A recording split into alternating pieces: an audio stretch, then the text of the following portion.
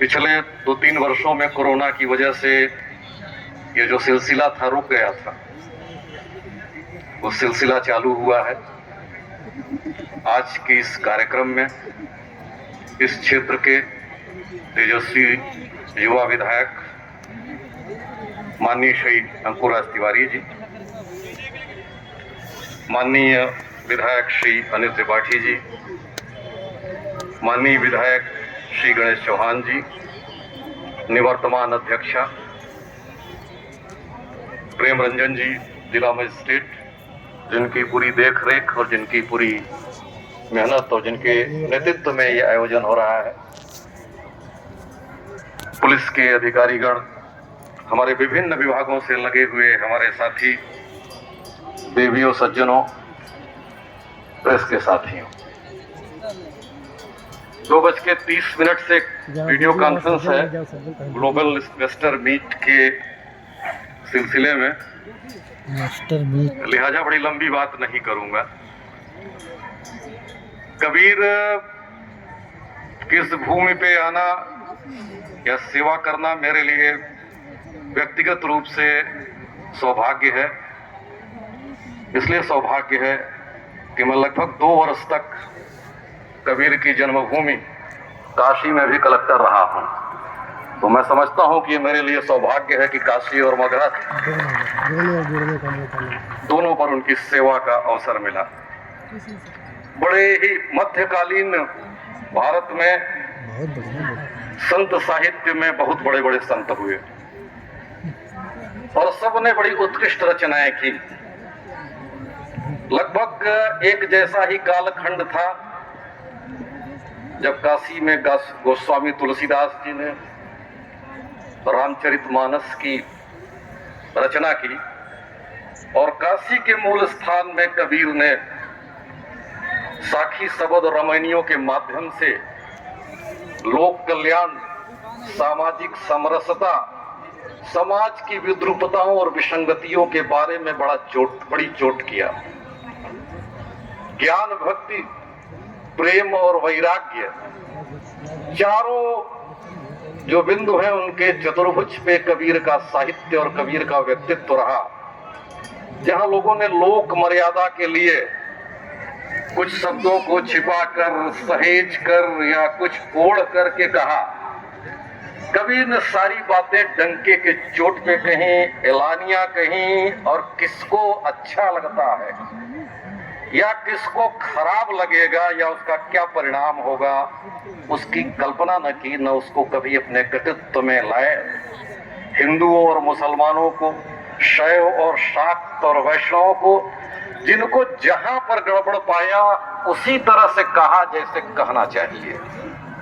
मुझे याद है, मैं हजारी प्रसाद द्विवेदी जी की पुस्तक पढ़ रहा था, कबीर पे पूरी उनकी टीका है।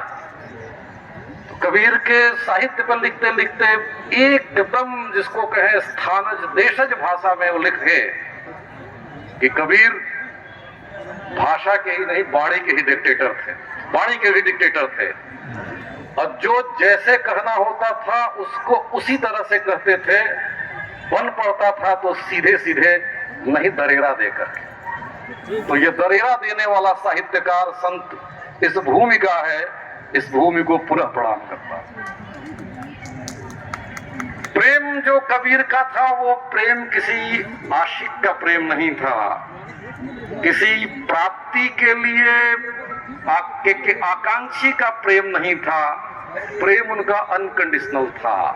न नवधा भक्ति थी, न शरणागति थी, न प्रपत्ति थी, वो भगवान से भिड़ कर लेने की बात थी और कहते थे कि तू मेरे से अलग नहीं है, और उसके लिए जो जो बनना पड़ता था बनते थे। जब कभी कहा उन्होंने कि हरिमोर पुयू, मैं तो राम की बहुरिया, तो एक जगह ये भी लिख दिया कि मैं तो कूता राम का, कबीरा मेरा नाम।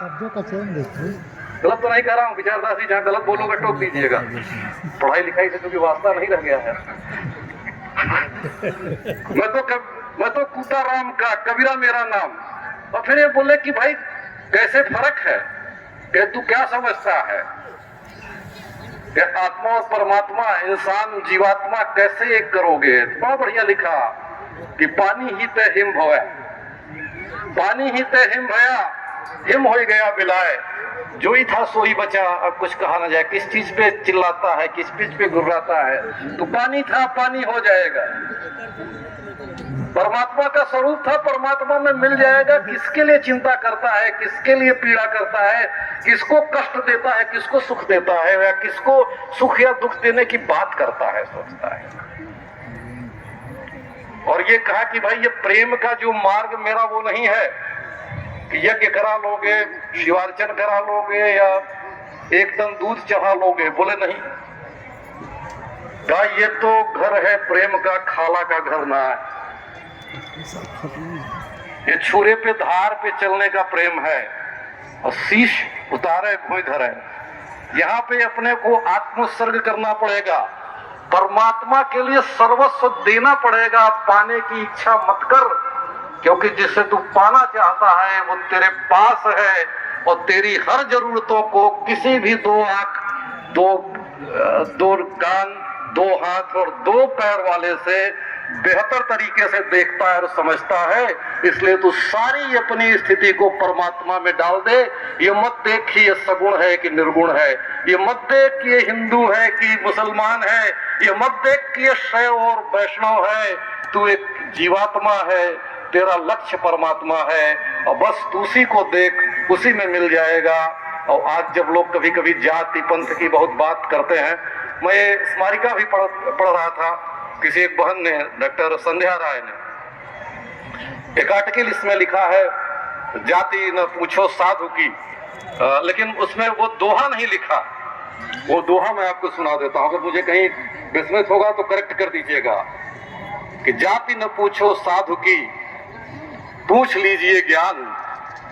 जाति न पूछो साधु की, पूछ लीजिए ज्ञान। और मोल करो तलवार को, पड़ा रहन दो म्यान।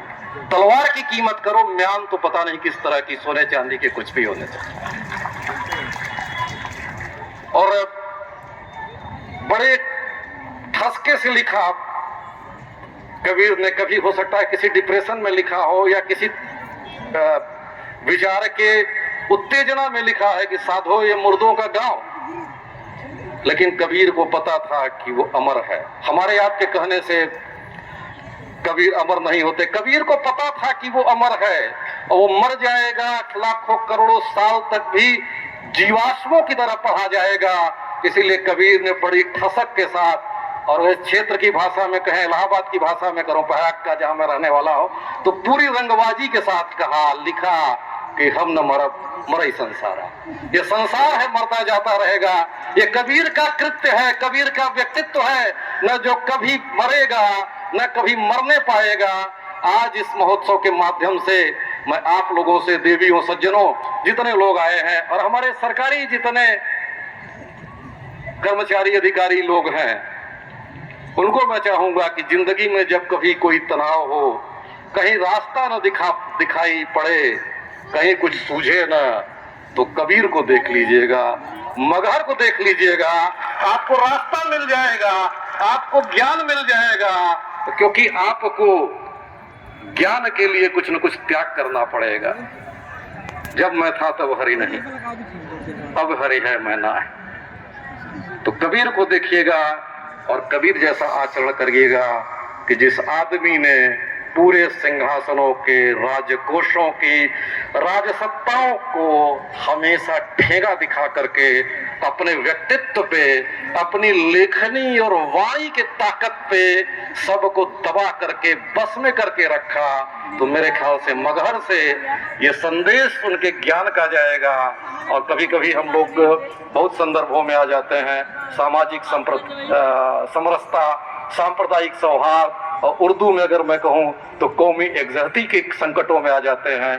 तो आप जब मगहर को देखेंगे, कबीर को जब देखेंगे, आपको अपना रास्ता दिखाई पड़ेगा, आपको अपनी दृष्टि दिखाई पड़ेगी और आपका जीवन निष्कंटक होगा। मैं इस आयोजन की सफलता के लिए और इस आयोजन को ये भव्यता प्रदान करने के लिए जिलाधिकारी, माननीय हमारे विधायक गण, हमारे जनप्रतिनिधि, जिन लोगों का पूर्व में भी नाम लिया गया है, उनको शामिल करते हुए मैं इस मंगल और सफल आयोजन की आप सबको मंगल कामना करता हूं और ये चाहता हूं की बात निकलेगी तो फिर दूर तलक जाएगी।